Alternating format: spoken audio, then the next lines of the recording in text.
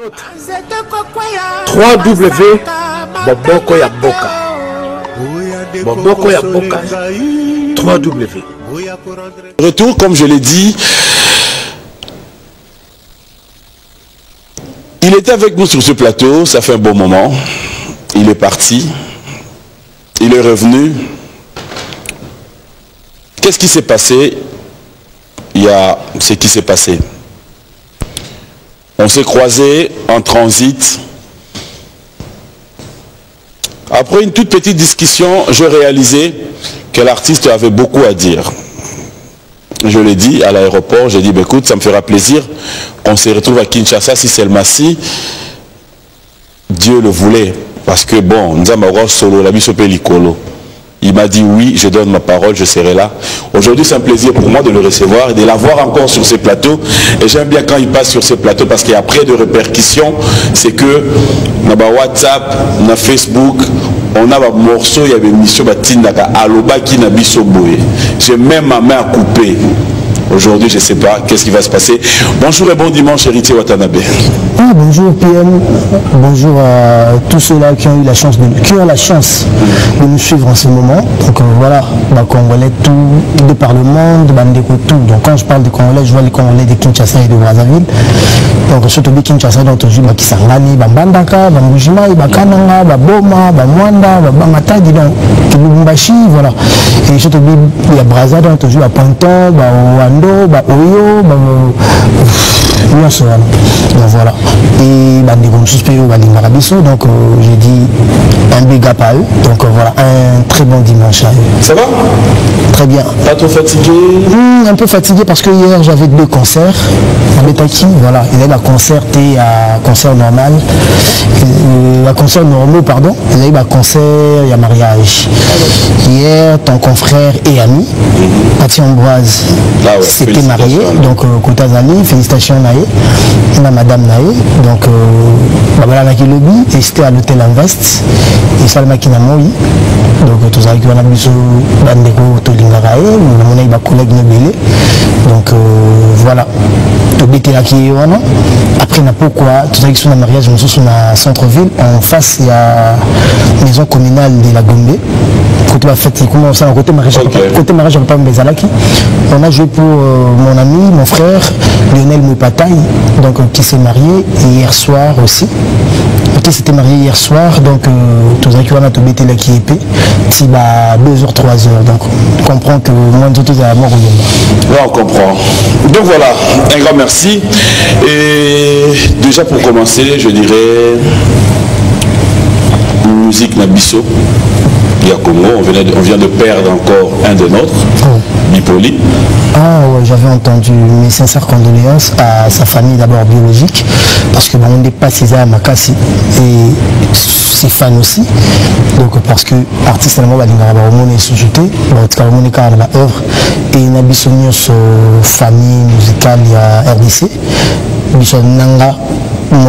Qui est particulièrement mais dans l'œuvre par rapport à Victoria, Viva, etc.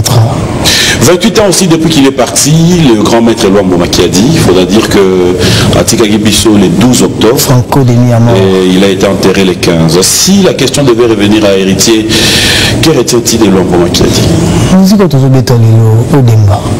Tanto rumba ezami bale rumba fiesta na rumba odemba so tali mpanzi au jazz omona odemba so tali mpanzi ya African jazz on Africa fiesta omona que fiesta donc va venir sur la taboulée ba Grand Calais on a fiesta donc voilà et grand maître Franco Azali l'un des grands piliers de la musique au moment de la musique et africaine comme appelle moi genre au moment où vieux taboulé bazalaki. Quand tu parlais des taboulés, tu ne parles pas d'autres artistes africains. Pourquoi le bâté que dans ce babi taboulé, il y a un seigneur. Nul ne peut douter. Et lui, pourquoi? Parce que Tim à Côte d'Ivoire, Tim à Algérie, Tim à Botswana, Tim à Gabon, Tim à Afrique du Sud, il y a taboulé seigneur au Chiro. Vous comprenez? Donc, Bango Bazaki grâce il y a la musique à Congo Kita. Donc, on ne va pas donc, ce qui est partout en Afrique, on a grand maître. Grand maître Yassolo. Il y a le temps où papa me la voix d'or de l'Afrique, le rossignol. Donc, ils ont tout à coup de tété. Là, ils sont lourds, ça a coûté le bon bazou bengue bon. Donc, voilà, Afrique mobile. Donc, grand maître l'homme, on a qui a des années, la légende, icône, bateau, tiki, trace. Et puis, surtout, je vois kaka, au bon, ça là, pour ça, la mise à jour. Les téléphones, le téléphone, c'est quand même, il faut ça, la mise à jour pour béguetter et plantarati. Je dirais plus de 150 albums. Ma famille n'a pas des entreprises. Courage parce que je connais ses enfants aussi. Donc, on va ma grand frère, ma grande soeur, donc, on a courage et billet. Donc, on va aussi œuvre, il y a papa na bango. On aura toujours la soirée, on a papa na bango, dengue, on a responsable 1, 2, 3 salaka. Donc, voilà. Pour Kombouana et Kitate, toujours Kombouana. Je disais tout à l'heure, héritier, plus de 150 albums, l'homme qui a dit, des entreprises, il en avait, ça faut reconnaître aussi. Comment selon toi, l'homme a pu, je dirais, ériger sa grandeur? Je ne peux pas savoir parce que je ne suis pas d'une même génération que lui. Mais on a dit à mon tour, que au moment où aujourd'hui, on sala na valeur au PC le bon sens et qui n'aura toujours bon. Et avant qu'il nous tamote mamalamu, admis l'artiste belé, ils sont allés au jazz wana. Yango on a la monara donc on a le barrage jour moreboé. Le roi de la forêt à la manzela wana parce que le papa oui maintenant ça y va manzela wana. Sur Otali, premier n'a pas parlé bon mon artiste belé les kawana donc Otala ba vérité ba vestino ba ndenge mon a vu l'homme. Donc on a la musicien et belé na belé et sans soin artistique avec détecter le talent. Il y a des gens qui ont chanteur, Nzembo. Il faut un scandale. Tala va venir sur Madilou, Tala va venir sur Joski, Tala va venir sur John Poy. Au moins, il y a une montarigna, il y a une montarigna qui est bien. Donc voilà, donc tout il transformait tout ce qu'il touchait en or. Et il y a des grandes valeurs là. Maintenant, d'autres de ces entreprises, je ne connais pas vraiment trop bien parce que je n'ai personnellement,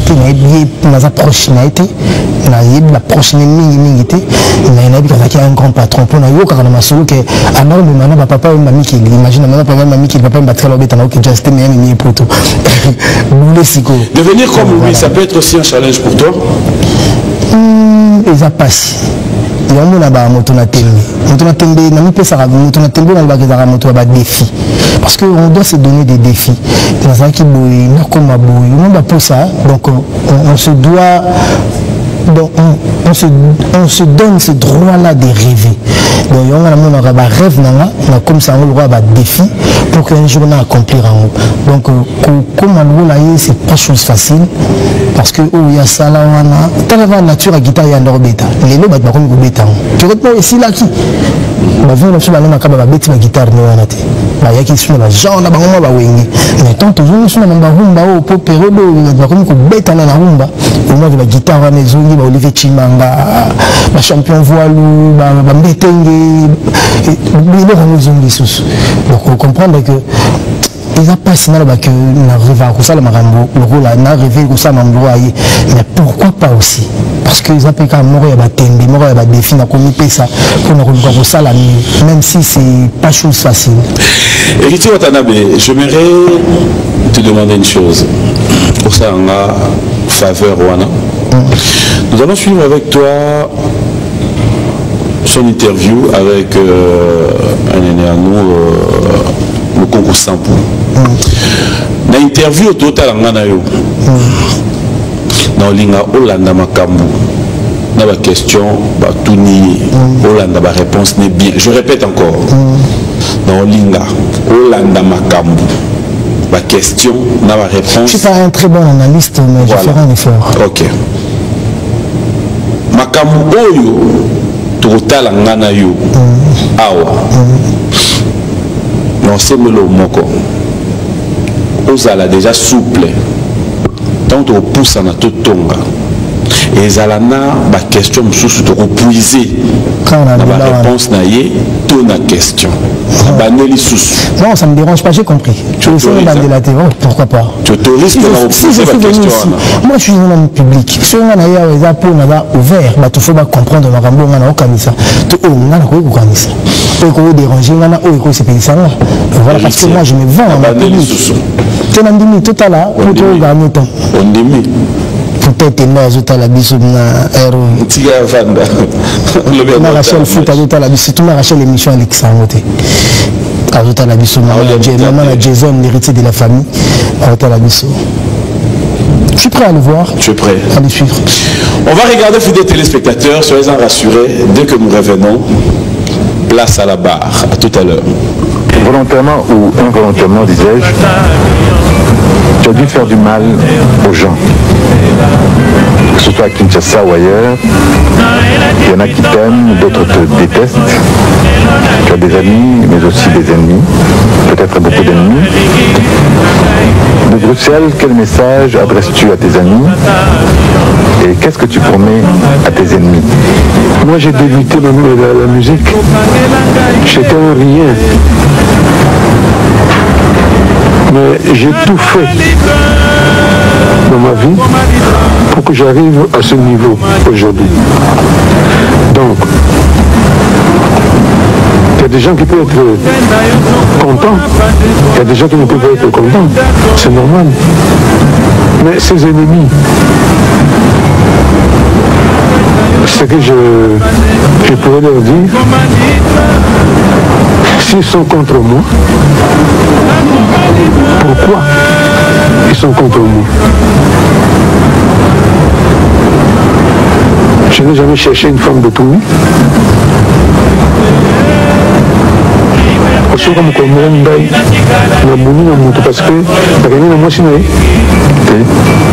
Voilà, de retour sur ce plateau. Un grand merci encore à Monsieur Lukunku Sampo, clin d'œil spécial comme ça aussi à Monsieur Artir Kadima Ndjouzi, son beau kilo, hein? Monsieur l'époux à Madame Alexandrine Kadima Lukunku. Héritier. Tu vois quand héritier? Ya, bah toi aussi là. Ya, ah.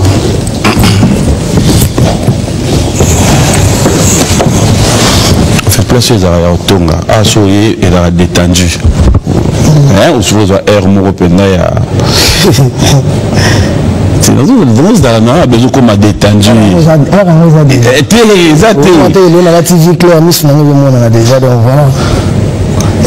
fait, à te voir, il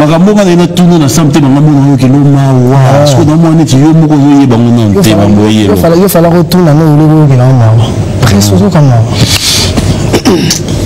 en fait, tout le monde est total interview avec beaucoup d'attention. Si. Après, on va essayer de se sur la rétine. On va rapidement monter dans l'œil. Pour comprendre. On a eu tout vendre à Penza, tout solo là, tout mettre à ma solo, tout lié, tout, mais là, voilà, on est bien. En fait, l'interview, c'est pas un placement loin, on va le bien. Et c'est aussi de Yoka Azul, moi, c'est un bateau. Si tu as yokai, on pour un match. Des interviews. Et qu'est-ce qu'on habite? On va faire une interview.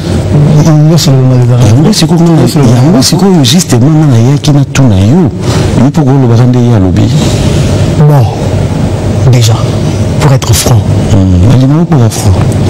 Moi, c'est mieux son là où. Je sais. Question va simple. T'es meilleur, s'il vous plaît. Non, tu n'as pas place de retourner là. Les franchises, il y a là, d'accord, on a franchise, on dérange. Voilà. Souffre un peu que n'a avancé. Il y a un aussi, il y a détendu, il y a un monde d'avant. Voilà. Go Gassigo. Au monde, il y a tout un boulot. PM. Le bas de tout le monde en Anzela. À moins qu'il y ait la vue à chasteté. À moi aussi. Tout moi aussi, bon, quand je dis tout, il y a toujours eu des cas exceptionnels. Parce que l'exception confirme la règle. Moi, c'est tout. Moi, c'est un abisso, ma vangueur. Moi, c'est tout à rappeler dans mon bali. À moins qu'il y ait ça là, PV wana avala ma sœur. Siko soki yo lingi okuteka na mutu. To soki ye pas lingi yo okutona mutu. Siko après wana question il a wana. On a bandé koloba. Aussi joie mwasi ya mutu. On sait que je sache nga na zo batu tepe na zo mwasi ya batu. Donc voilà. Mais siko na mwasi on a za naye. Il faut appeler un ex. Et on te tourne la vie maman yo na vie no bimana nani batino papa yo pe na vie no bimana banani. Donc yango wana. Donc ko zo mwasi ya batu ngo la meti femme mariée au juillet au bomi libana nae ngana yebi ya moto. Mais ko kutana na mwasi moko bo omulié au CP no bi bon moi je vais faire ma vie avec toi. Et moi si yango en fait dans le bientôt là na makama. Ni ba menasa pas mon santé. À moi que yo yeba ta mososo rappel. Je na yebi na biso. Ni bisa ngati ngana yebi ya moto. Bato mo ba komeli un message. Ah bato ba komaka ba message na ba aventure. Natuna mo ya boyeto natuna mo na bon il veut bien sauter mon tembe natuna mo ya boyeto natuna mo que soit comme le message ba aventurier voilà fallait ba banda ko menacer nga to mukili ba mo ba ka kenga la jumo sia batu ba menacer nga ah dans natuna mais je suis autorisé à faire tout. Ça va pas être la biso. Tout ça va respecter. Natuna. Nzambe. Nani produisait que la Braza. La Braza, c'est John Brook production. John Brook. Il y en a bien. Très très bien. Bonsoir ni le producteur. Bon, un producteur, bon, concert à Braza, concert ici, la bande à Calabo, on a détaillé le 8 mars. Bonsoir, on a bien noté. Bon, on a le 8 mars, on a tout sur la Mikolo. Bonsoir, on a bien noté. S'il vous plaît. Vous pouvez comprendre que tu as détaillé concert le 8 mars. Bonsoir, on a bien noté. Non, soit on a battuti. Non, soit on a moi, ce n'est comment il est. On a écouté. Avant Marita. Ok, je me donne. Yango Mimena. Hors contexte. Fidèles téléspectateurs, nous allons regarder notre rubrique anniversaire. Dès qu'on regarde ça, je vous rappelle que Ritier Watanabe, c'est parmi les artistes musiciens congolais qui, de son passage sur le plateau, arrive à nous mettre tout le monde d'accord. Mais aujourd'hui, fidèles téléspectateurs, nous aurons aussi l'occasion de suivre le clip Affection, un clip dédié à Madame. Où c'est gagné? Bon, c'est que oh. Un joyeux anniversaire. Un clip dédié à Madame Rachel Fouta. Le dédié à Madame Rachel, dédié encore à Yémo. Mais tu veux dédier, mais je vais dédier petit frère dans la tête. Ah bon? Les moyens. Et astuce Moyelinga. Oui, qu'il y a un concours na Bandal, na Kitambo, na Gombe. Baluka, seul jeune, on a qu'à changer, mais on ne peut pas changer RT. Non, on a changé, mais on ne peut pas changer RT. C'est-à-dire, là je comprends pas. Donc, au moins de te rendre bon, si on essaie là, on ne peut pas changer, on change, tant que $20 aux francs, on tient à $80.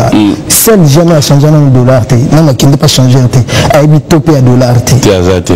Quand t'es tendai. T'es non à changer là. Si quand t'es azaté, il a changé. Vous avez une changer. Oh, mais non, tout le monde a eu. T'es tendai, bon, qui est la poche na $100. En tout cas, au moins, c'est la billet, monsieur, il y a $. Remplacer 10 francs. Notre rubrique anniversaire, fidèles téléspectateurs, on se retrouve tout à l'heure.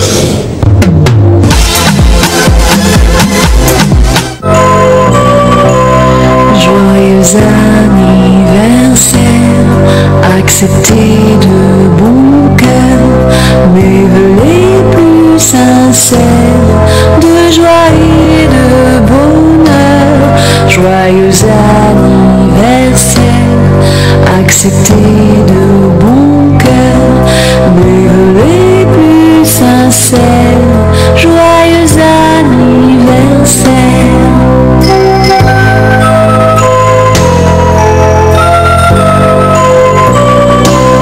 Joyeux anniversaire.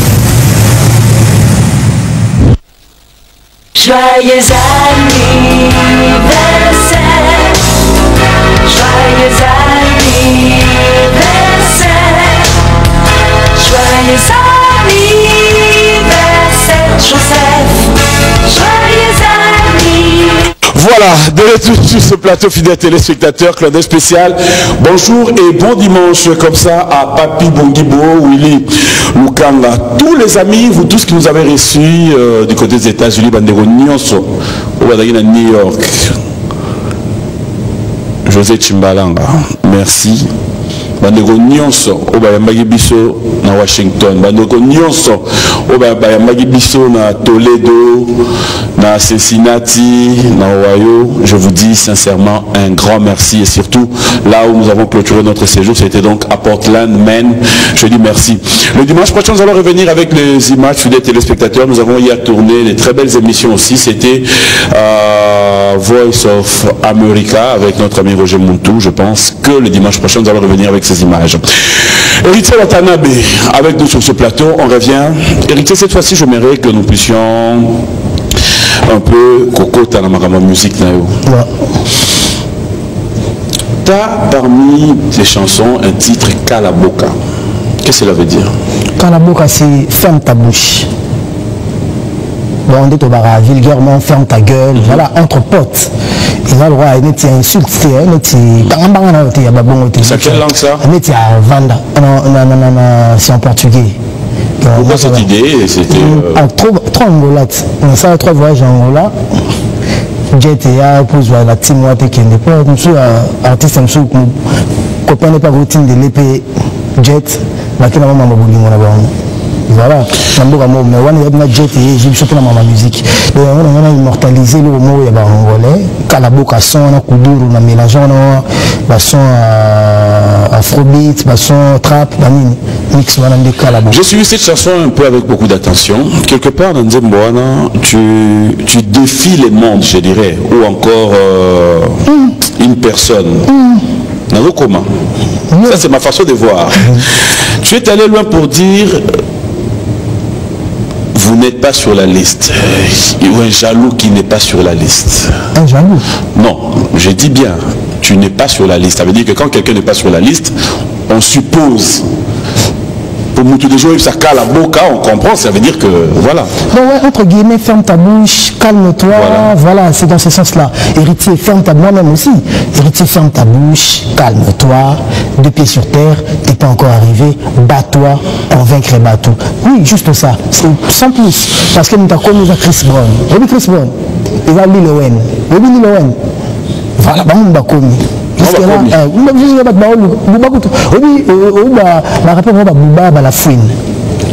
J'ai été avec eux aux États-Unis, à Miami. Tant on a fait la clip à Miami, si je ne me trompe pas, en 2017. Non, la fin 2016, mi-2016, fin 2016. La majorité de l'Amérique est donc le a un cercle mais un américain avant de donc ça veut dire que là on a des efforts ça c'est ce que comprendre il y a des Wallisek il y a Fabebi combat pour ça là aux États-Unis Allemagne donc même la maître Gims les jumeaux naissent à 2. Les jumeaux naissent à 2, mais on n'a mis qu'un seul dans la tombe. Donc voilà, ils ont dit vraiment ça là. Ismaël Ntima Nzambe kutumoto sala motema akomani kokamwa wata ndiya komisa na serke ovandaka yo moko na kati eya wera sono za leader okota na ntima ya watu vana kiti ya bokonje eya sono za leader okota na ntima kakolo vanda na kiti ya bokonje enga hélas, pardon, on n'a jamais de personnes, quel que soit ma passe, donc voilà, il voulait juste dire que je te connais quelque part, mais il fallait qu'on le ça la chemin parce que même ma passe, mais et même personne qui m'a confié jour mon content babotameli babimba morné autant de des cercueils pour nous chemin à parcourir juste ça donc à mon avis normal que là on a emprunté un nouveau chemin où ils appellent un bon chemin pour moi donc, voilà. Alors on va un peu revenir à actualité. Je sais que quelque chose qui est arrivé, mais après, ça mérite quand même qu'on en parle. Héritier Watanabe, les notes ont fonctionné. Personnellement, Makamoumoussou, surtout ça, on peut par défi, comme tu l'as dit tout à l'heure. Makamoumoussou, ça va par défi, dans le bagage déjà, ça va tout par défi. Alors, défi à sens compte. Mais oui, s'il vous plaît. Là, donc, il va peut-être double zénith, na compte, na fiche, ma commis, Werason. En concert, Werason, double zénith. Mais la carte Werason, double zénith, héritier, pas Zobina, héritier. Il y a un concert à Nani. Le défi, on a que musique est bête à ma photo. Please, je posais la question à avancer à aider là. Donc, un jour, on a dit, bon, on a dit la salle, mais j'ai fait 4 fois le Zénith de Paris. Mais pourquoi pas on a la Zénith de Paris seul, qui m'a comme héritier, ma bête, ma jupe, ma ninga, donc au monde le roi de France, le roi Sakame, à Zola, Zolinga, Visa, Sombinga, bien, Ninga Poto. Donc pourquoi on peut s'appeler des filles, on a bien, on a peu bongo. La Zoli Bango bien, Visa, na Sombinga bien, na Mini Pe Bango de Bandor, mais on a même la salle, les bandes salon, on a héritier Watanabe en concert à l'Olympiade de Paris, Olympiade Bruno Cocatrix de Paris. Donc voilà, en ce sens-là, défi à bongo. Défi à ma bête au Congolais, je vais tchaka à l'ouane, à l'ouane, défi, tout le monde tembe. Et ça contre quelqu'un. Pourquoi il faut que ça contre un mouton robot? On a ma bête. On a ma bête lélo. Miss Nanga. Et on tient Nanga Lula quelque partie. Côté Miss Nanga et Lula. Chris Bakris, Bron, Makambo Mogobo. Tu là, on a vidéo. Et puis, tout le monde va fier au Congo. Mais on a mis ça. Et puis, Davido a joué dans Cristiano Ronaldo.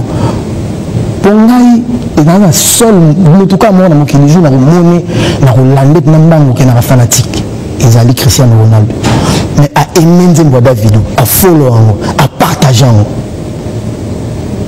Vous avez compris? Vous avez Cristiano Italien, combien de millions, de milliards de personnes qui ont l'Italien. Donc voilà, il y a moi, nous avons besoin de nous qui voilà. Donc défi dans le sens où on a. Est-ce que le fait qu'il y a Taliango, cela veut dire que. Danger, c'est que fou oui, mais après cela ne peut pas dire que David devient au sommet parce que Batali clip David il devient au sommet. Non. Parce que David héritier. Souffre un peu. Souffre aussi que Nandi Maté faut faire gober biso dans les téléspectateurs, c'est que tu veux. Celui qui s'en Nathalie, Messi Batali, mais Bangonde va mettre du monde, Bangonde va régner. C'est que Kobe Bryant Batali, c'est que Batali. Oui, il y a un monde dans le décideur. Oui, il y a un bateau va régner. Bangonde.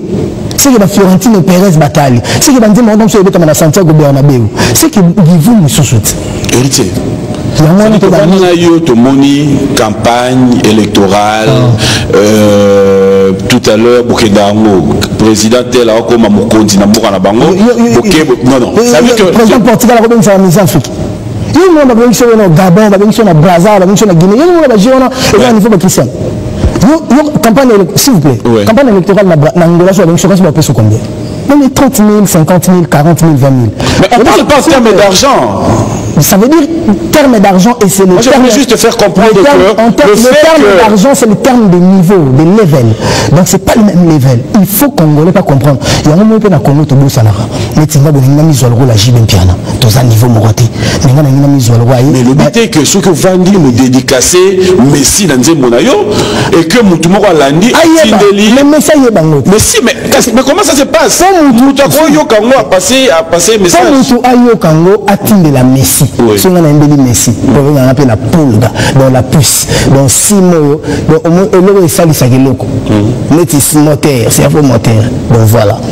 Ce que comme un niveau à cause de héritier, atteindre la Messi, ça veut dire que nous avons un niveau de relation avec Messi. Ça veut dire que nous avons un niveau de blague sauté. Donc toi, le jour où tu trouves en face de toi un artiste musicien, parce que dans un plateau, le jour où tu trouves un artiste musicien congolais. Moi j'ai été chez Kobe, c'est qui m'étonne. Chez Kevin Durant. Mais il y a un mot de comme ça, un message. Mais si autant, voilà, on a une simple relation. Mais ça m'a quand même. Tu les as vus après. Please. Mais j'ai gagné quelque chose. Mais tu parles de enveloppe,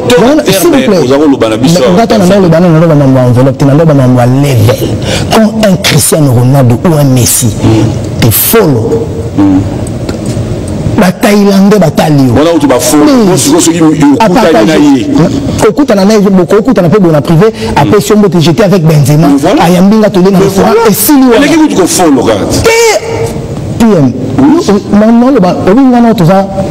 éparpillé, on se comprend pas. Sur place. Non, tu ne comprends pas. Donc, il y a raison pour comprendre que c'est congolais, nous fait des faux. J'ai été avec Karim Benzema, j'ai été avec Kevin Durant, j'ai été avec Rousseau.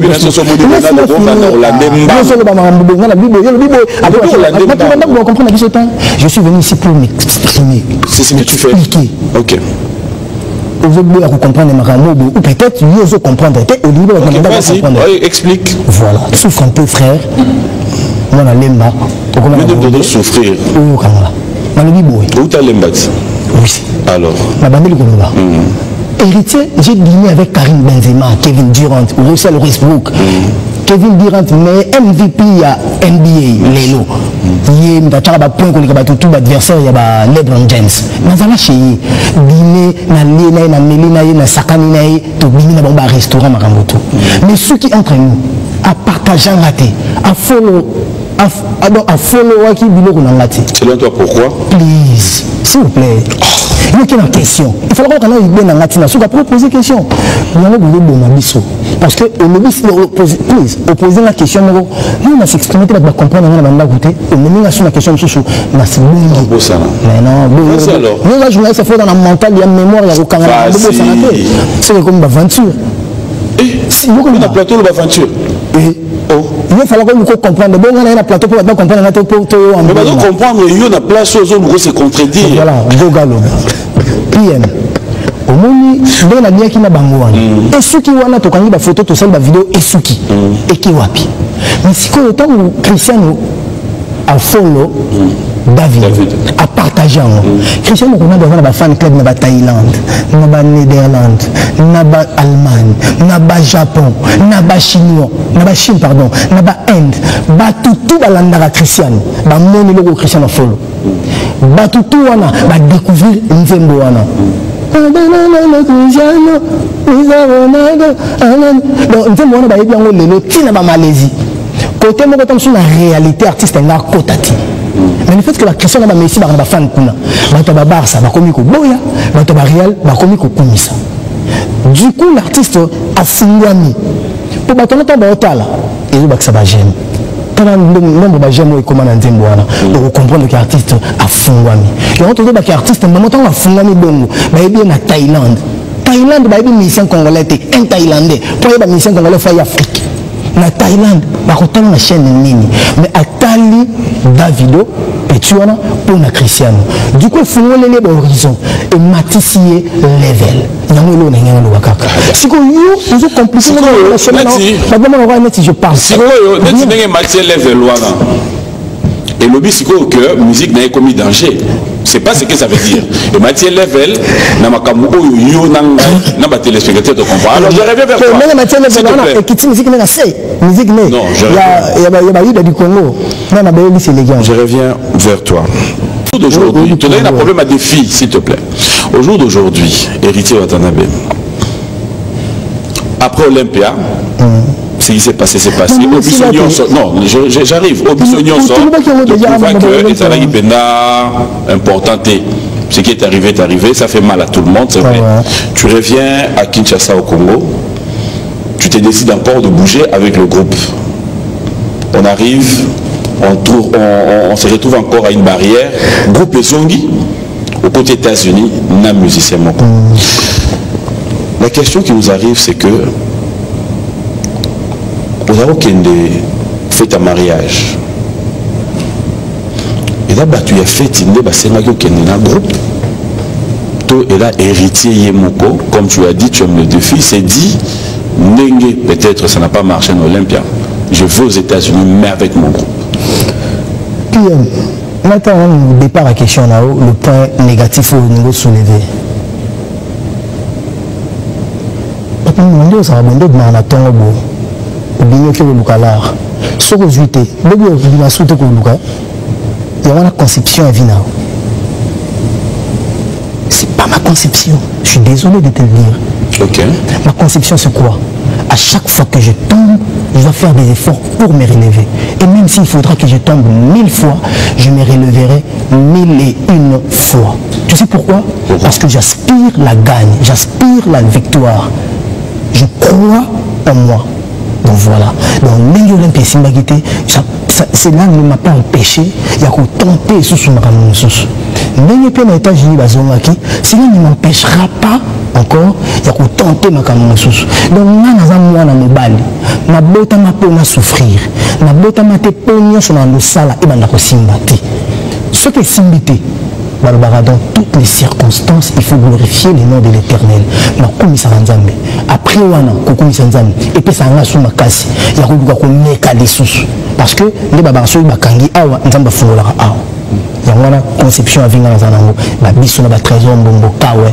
Il y a un titi et tumba leader titi bombo. Il y a un petit basseli millionnaire. Il y a un basseli au basseli. Il y a un chef de la famille. Donc, Rab Lempa. Il y a un garçon de l'X. Donc voilà, conception. Ce qui est là, c'est le logo et qui est simbité. Na tête na comme simbité na tika na moi te na comme roi j'aime mozololo après vu na ngai j'ai un groupe devant et derrière moi j'ai des gens avec moi oyo bavandaka baota na goga lobi ya koyela biso bulu nini goga kosala nini goga komema biso wapi soki nga moko na cheke ba batrenga na mti nga mwana mawa nge kosimba esimbi te nge kosimba te bongo bana bato na nzana bango ba Liz, ba Shakira, ba Julia, ba Stella, ba Fallon, ba Sarah Kati, ba Charlie, ba Rosuka wapi. Na groupe na ngana ba vie na ngape. Ne ba chila ngana mutema, ba champion voile. Na groupe na ngana masa na ngape. Ba chila ngape mutema, ba Olivada, ba Arkeli, ba Diego Milito, ba Sedambungu, ba C'était quoi ta réaction après tout ça? Pas de réaction. Ça t'a pas battu? Dans toutes les circonstances, il faut glorifier l'Éternel. Ça ouvre version, il y a... solution pour solution,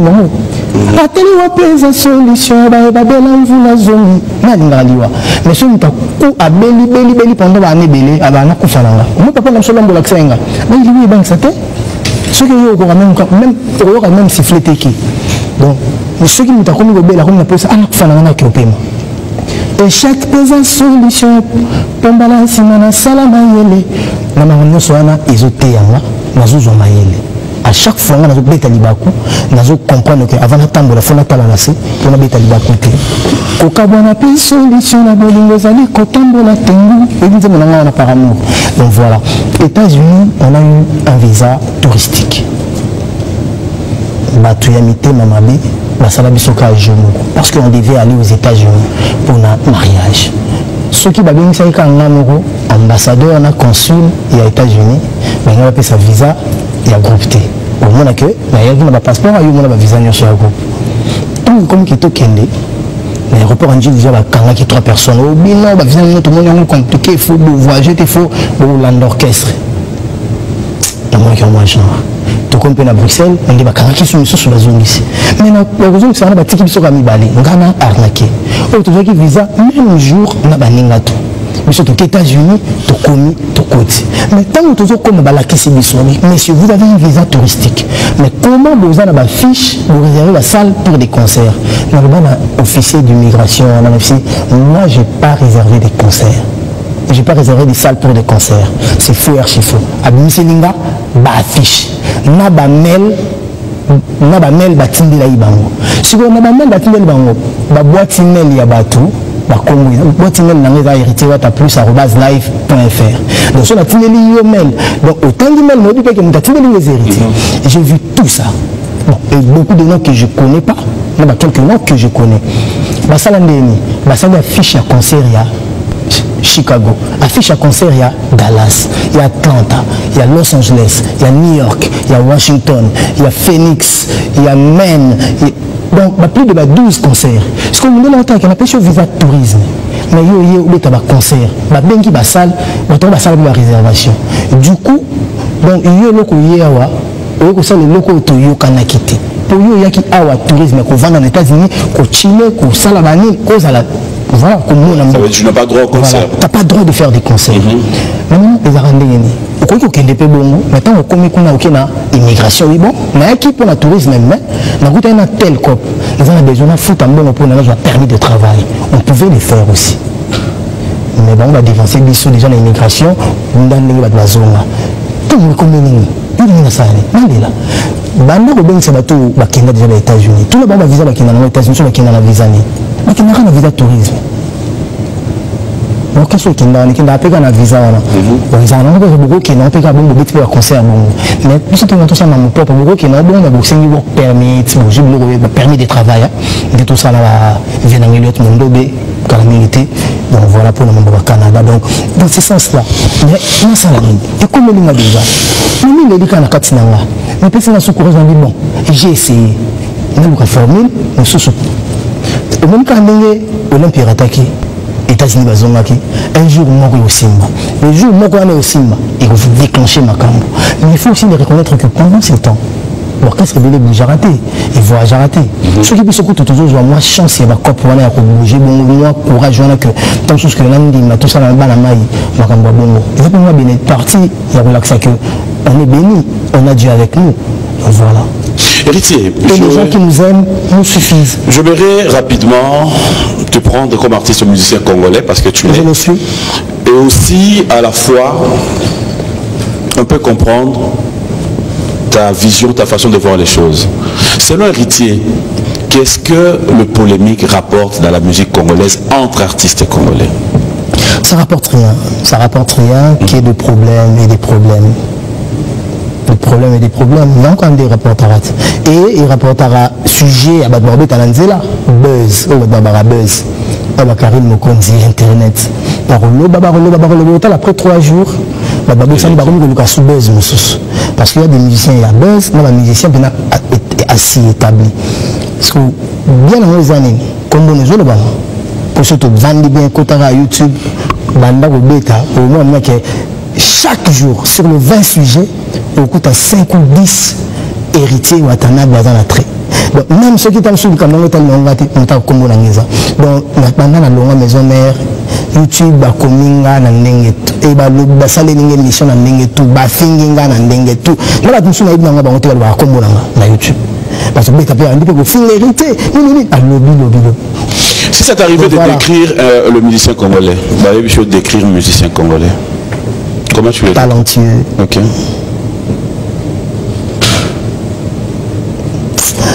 Non, parce que moi, tant que les musiciens congolais, Veta Boulay a musicien congolais. Non, c'est juste une description. Après, celui-là, a musicien congolais. Vers qui est-ce qu'il y a musicien congolais? Donc, si on a mis le juge, non, le bambala mort, non, et on attend sur le vélo, on attend sur pour les jeunes, mais et toucher les musiciens congolais tout. Parce que les jeunes, ils sont aventuriers. Ils sont complexés. Mais si tu as complexe à supériorité, mais si tu as complexe à infériorité. Batajalelo bavanda mpanzi moko boye baye na jalelo pour ba se ressourcer parce que na bango moko ba kokate mais sous pe bavandi côté moko boye on est prêtre donc prêtre bon azape prêtre sur la ligne en réalité azape prêtre mazambe ka ndinga zolo baté vous comprenez que nous baxi ba galant tant ça major na bina colonel fond au bout de congolais ara azana $100 na bingana na 10 000 ndeto baxara ba zéro donc voilà congolais artiste congolais wana. Mais en vrai, sur Tali, la format, il y a boué, sur la forme, l'artiste congolais est talentueux, il a les caractéristiques, il a évolué la musique à Congo, a tombé la musique à Congo. Mais sur le fond, on est mauvais. On est mauvais de par notre nature, on ne sait pas aimer les gens. En vrai, la musique congolais, l'inga batouté. Donc, on a vendu le papier, on n'a pas aimé Mara, on a vendu le dans le 8e sous-marin, je... Bon, voilà. Tu allais dire quelque chose? Je voulais dire quelque chose, mais c'est pas important. Non, ça fera plaisir quand même que ça sorte. C'est pas important. C'est pas important. On comprend que ce que tu allais dire était tellement capital. On a tout le temps de dire tout ce qu'on pense. Non, vas-y, je te sens venir. Le lieu n'est pas approprié. Le lieu n'est pas approprié. Héritier, tu as vraiment envie de parler. On les sent. Tous les gars. Tous les gars. Obi Ogoga. va abandonner mon bébé dans mon élan mokile. Nous avons un chose que ça va pas si fort. Comme quoi? Tali, au monde où on est monté na makambo tali ah.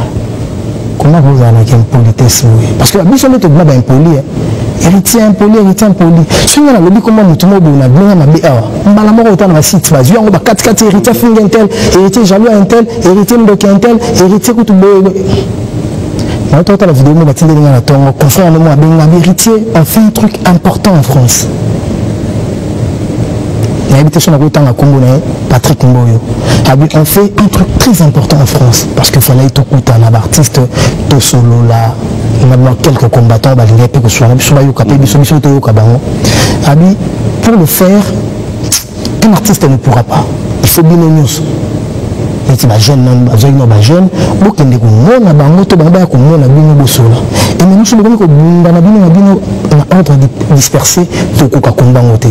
te demande, héritier, de prendre un caractère que tu pourras peut-être pas facilement prendre. Sois calme. Et là, nous avons beaucoup de temps expliquez-moi qui nous demande au 22 ah. Mais il y a Dieu,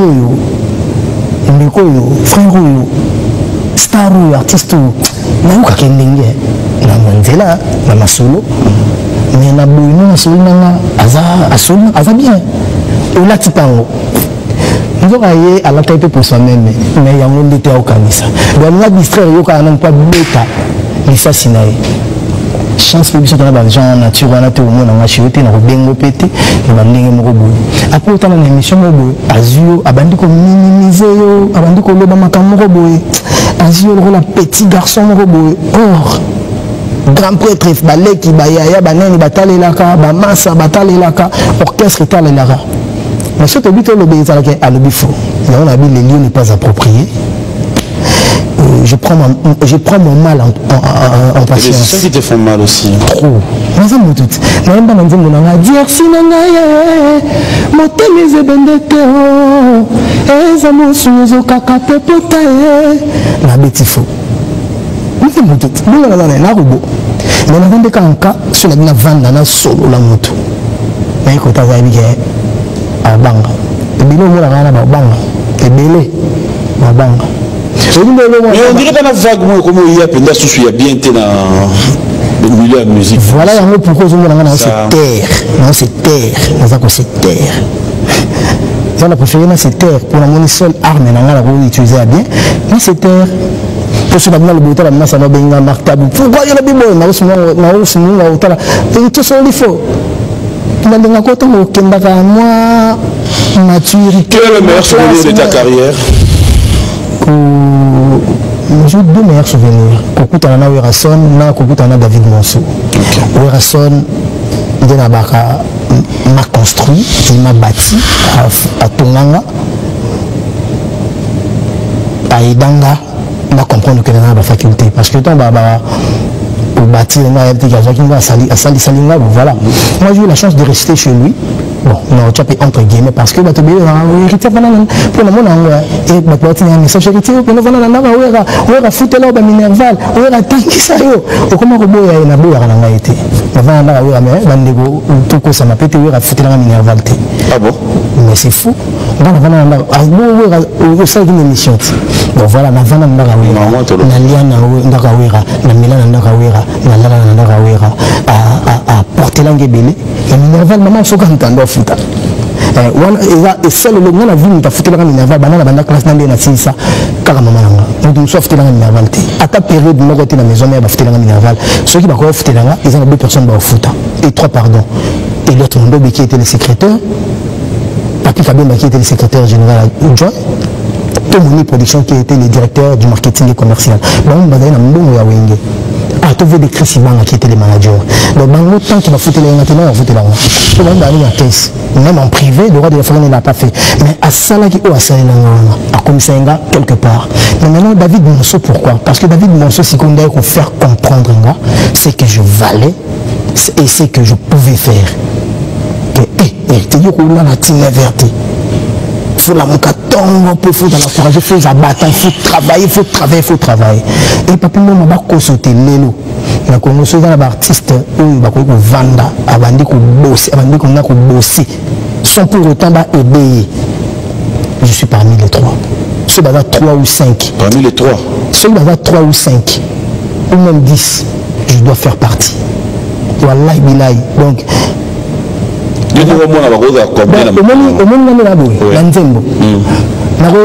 Par exemple, BN, tout en noir. Si je te dis qu'il y a une deuxième voix, deuxième voix lourd, première voix, tierce, donc si la voix licolo, si la voici, on a ça le cœur, après on a bandé solide, après on a ça sur la dur. Mais c'est ce que vous comprenez. Donc on a pas remercié à Werasson. Et pourquoi? En vrai, ça a eu, il fait un bateau sur la 20e ah bon? Quel autre travail dans la coste chez il y a dans la coste tina balemba que la coste a mis dans les bourgeois et manga et panaï à travailler là parce que vous avez la facilité il y a un linga rappelé bateau il y a un large autant mission robo je m'ai carbo bête pour na épaule ndeni watato kanga photo ba oye nous sommes pas là charisme pour na congolais charisme là fier que vous monez mutumo bo vandi on bo bo ba ni loba loba pour na congolais on a charisme parce que nous on a large bon pourquoi nayebi côté na outi nayebi na côté na outi c'est ma mo piro kanda que kanda pende ndo mata tu vandi c'est comme tu as dit là tu cherches à te maîtriser Eritakala il y a l'élo n'a pas plus mature il y a l'élo n'a pas plus mature pour son habit on est quand on vend les bouts son quand on a bébé ça là il y a un moment qui est rituel c'est une émission là ah t'es non voilà si tu n'as plus ce temps là voilà surtout dans le plateau et en plus Eritiana à comment à Genève papa toi tu es bizarre pourquoi tu parles impoliment comme ça à la télé. Rapidement, affection, juste quelques minutes pour le plaisir de tous ceux qui nous suivent. Hein. Question pour nous de souffler un peu. Mais avant aussi, c'est M. Foualobelo, Moko. On a quand même un loba. Surtout une question. C'est la question. Le moins large. Surtout il y a le Cameroun, il va répondre. Bon, on va la vendre et on va répondre. On devrait répondre à la question déjà. Ceux qui ont la question, ils vont répondre. Les élèves, on a la guide.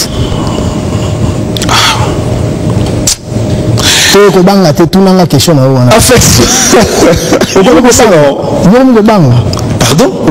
Bien, hein? Ah, on oublie tous à large les autres. Pour transformer les téléspectateurs, on va regarder affection tout à l'heure pour le plaisir des Cadis Mbouyi. Un grand merci. Tout à l'heure, on se retrouve chez Bolet Chesco. Motomoko extrêmement bon en mode barbecue. Et Bola commis à Avenue Basoko. Tout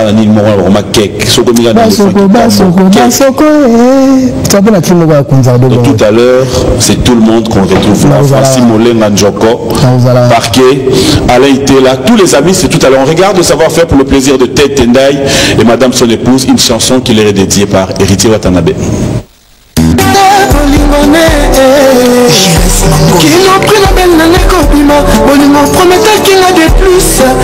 Voilà, de retour sur ce plateau. Bonjour et bon dimanche. Vous êtes tellement nombreux à nous écrire. Il y a tellement de messages. Merci à Papi Chabani de tout le temps, de tous les jours. Ce soir, on se retrouve encore, hein, comme d'habitude. Bonjour à Emile Loumou et Madame Solange. Pourquoi ne pas dire un grand merci comme ça à Tatiana Mateta, amie privée et personnelle. Il y a Christiane Koulele. Claude spécial à toi, Christichou. Et un grand merci comme ça à tous les amis, à Jix, à Nono Ekila, à Bijou qui nous suit depuis Paris, hein, Alain Ité, là, faudra vraiment dire sincèrement, bonsoir à qui. Elbito Coiffure, Sinfo Mayenga, Alain Mouniongou, Claude spécial, la bienvenue, Vangassele, Séroutine Tomo, merci à Jeff Yeta, Toshomatondo. Je pense que ça se passe bien de partout où vous êtes. Nos sincères condoléances comme ça à José Chimbalanga, un ami de tout le temps, de tous les jours. Nous sommes de cœur avec toi. Alors, on revient avec toi, Héritier. On va lentement sûrement vers la fin de cette émission.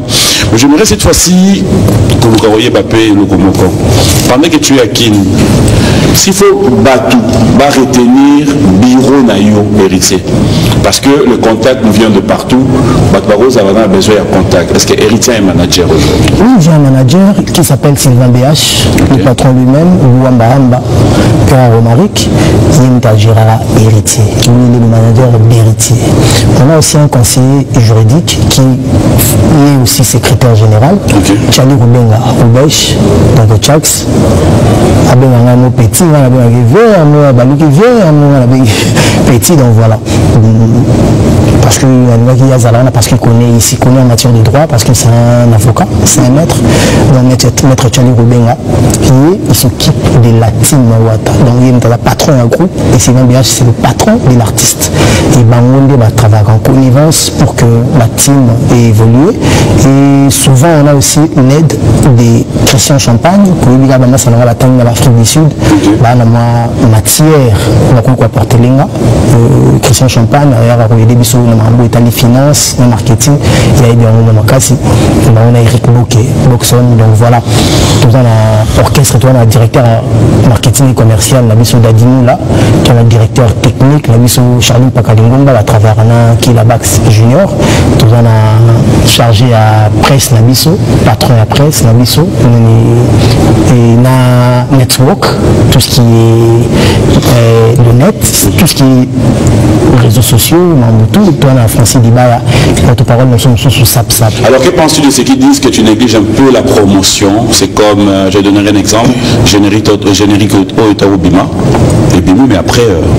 J'ai le Bimou, j'ai danger sur le nombre de vues dans le Matara, Makasi, maintenant on a la difficulté, comment on a la relation, pas trop ma chaîne, nous sommes sous ma mamie, pas trop mon robot, ça compte aussi. Il faut typer, mais notre cage, il a régi belé,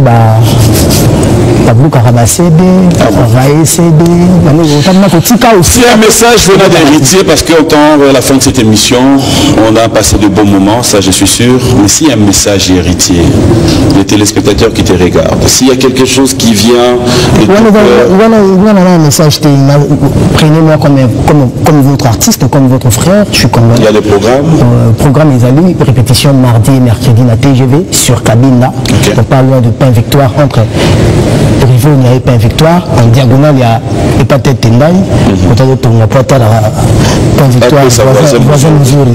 Mais est-ce que les gars Missouri pour voisin tellement si comme moi comme Missouri on les a ratés. Il faut bien qu'il a voisin un système de la voilà donc il y a un bandeko donc dès dans temps va colo donc temps en temps va colo on a David Massamba il y a meilleur ami donc côté Bazali va colo on a ton samedi la Koudou on a Mas Polov Popol Yuebi et Atlanta les Lunakim on a Bastomi Akafole qui joue en général côté ça va Bobo Beloy va Dodombisi donc on a profité de ça les conseillers Steve Lemba donc c'est lui qui a l'esprit de la gagne, l'esprit d'ouverture et l'esprit de la perfection. Il y a Steve Lemba donc la bourse sanité moi je vais te laisser mais si c'est la tout ça évidemment si donc le après moi je te laisse il y a vite fait numéro 6 na banga na boire au Canada donc batete boyimbo kotala ngana grâce à boyimbo la belle femme na biso belle fille à danger la présidente Régine Lunga Mamira Ileka Angelina Jolie na biso donc Kanko Belotti en Australie Xavier Lopez scientifiquement des anneaux capé des Afriques président des Zika Bushcorp il y a maintenant Flo et Alex Mundai. Voilà, un grand merci au docteur Jeff Ndiadi, l'été tabon de Dieu. Tu peux venir là. Le docteur Jeff, je te dis merci à Zico Création, merci à tous les amis. Il y a Olivier Okito, je suis parti. Ok, mais je suis parti dans le terre. Attends, il va pas inviter. Donc, d'autres aussi, ça, tout comme étant à terrain, je connais pas trop bien. Tout à l'heure, là, après l'aéroport. Les étoiles contre Orange, donc toujours étant à Siko tout à l'heure. Après, on a soirée dans les clubs organisés par Yemei, le président d'Al de Game, OCC Mokondi. Un heureux anniversaire na Olivada Wabiso, donc anniversaire à Jack Love, na Arkelina, na Tito Saint-Elika qui déjà, donc Lélo Oliveira et à tout seigneur, tout honneur, Eric Fourili, les trésoriers, joyeux anniversaire à vous. Voilà, on va vendre ces papiers, mais aussi mes sincères condoléances à Tchouda Plus. Bonjour. Bonjour. Ça va? Bon dimanche. Hein? On peut s'hériter le matin. Ça n'arrive pas souvent. Sincères condoléances à Tchouda Plus, reconnu sous le nom de Atchouda Mamboni qui nous a quittés. Merci. Atchouda, vient dans la cave. Voilà, on va changer. Voilà. Avant, parmi Bateau Bayaka, on a Romeo Golf. Nous allons à Romeo Golf. Donc, Pasiwana photo ça va sur la Karine Mokondi, la baronne attachée désattachée. Alors on a vu le direct photo Chapena. Il reste un Canadien de moins, il est un Canadien de plus ici au Congo. Il s'appelle King Makiadi. Merci pour tout. Bon dimanche à toi. Après plusieurs absences, il est de retour à Kinshasa avec force. Le code mondial, Willy Moucheni, clin d'œil spécial à toi, alors héritier. On va aller. Pourquoi venir la troisième, la troisième. Ah bon? Merci à Guy Kabouya, merci à Ron Ndombassi, clin d'œil spécial à toi. Vrai ou faux qu'il y a un malaise au sein de la team Watt à cause du refoulement des musiciens à Bruxelles? Faux. Faux. Les musiciens qui n'ont pas deux fois, deux fois, dans moins d'un mois, ils n'ont pas deux fois. Paris, après, on va commencer sur Bruxelles. Les apôtres. Donc voilà, même qu'il y avait une lettre dans tout à l'heure, on a appelé ça mot, on a ciseaux d'or, on a Dieu donné Ngani, Dieu Dongani. Voilà, moi je te dis un grand merci, je vais te laisser sur ce plateau, je vais te laisser là, nous faire plaisir au clôturer. Merci à Amina Mokondi, un grand merci comme ça à Eloge Akwala Dega. Demain si tout va bien, on est à Brazza, mais vite fait aller-retour. Ah bon? Moi je vais te laisser clôturer cette émission. Oui, Brazza. L'honorable Rémi Oyo, c'est demain, hein? Et Gay Mamadou, tous les amis qui sont là, je vous dis sincèrement un grand merci. Et le PDG Fernand Massala, plombier spécial à toi. Merci à Banderognon sur Yapoto, Yamokili Mobimba, vous qui nous avez suivi avec beaucoup d'attention. Je vous dis sincèrement un grand merci. Je vais héritier Watana de nous faire plaisir, c'est un dimanche. Très important, le magicien Erwin Loué, Benoît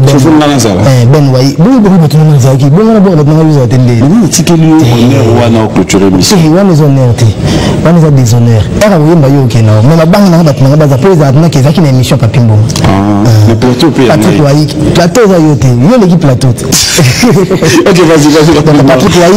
Francis Boko Yoyebi, Rachidi RM Yoyebi, a parlé on a Makila, Vertir Tongo, Ciseaux d'or Nadia Dongani, quand on a le bagage pour on a l'Almaïl et la Sandrine Kalema Yoyebi, Diblé Kinanga, Jean Chamba, Yannick Ntsuk, Chipo Congo, ah ouais.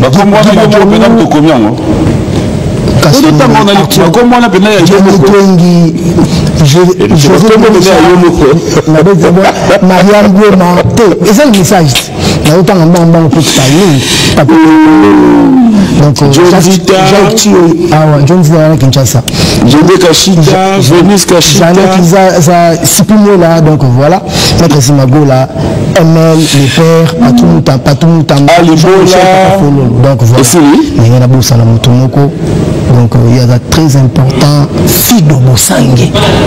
Fido je pèse important, Tony Moukadi. Il y a Papito. Richmond ainsi. On comprend. Moïse Samani. Alors moi je laisse clôturer cette émission. Je dis un grand merci. Richard Kabala. Voilà. Parce que Zoba. On va saluer Zoba Moba. Il y a eu les réseaux de la prière. Le tigre Moukio s'est déchaîné. Ah bon? Pardon.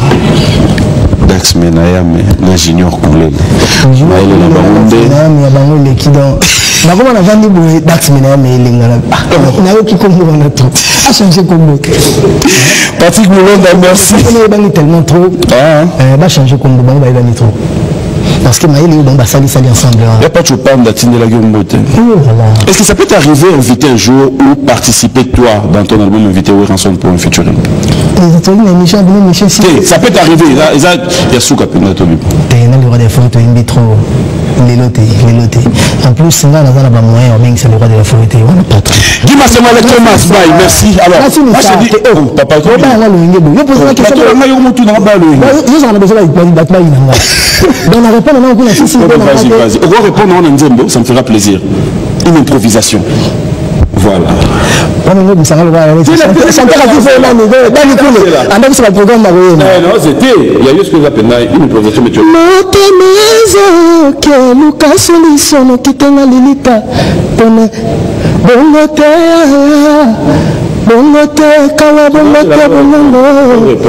Répondre. Bon anniversaire.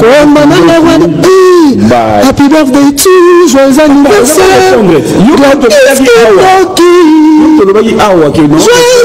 anniversaire, le roi de la forêt. Wana prêtre, wana millionnaire, pour le rebenge, il faut réunir ma condition. Donc, le rebenge, c'est dans le ngete. Mais il y a un moyen de rebenge, ça va facilement.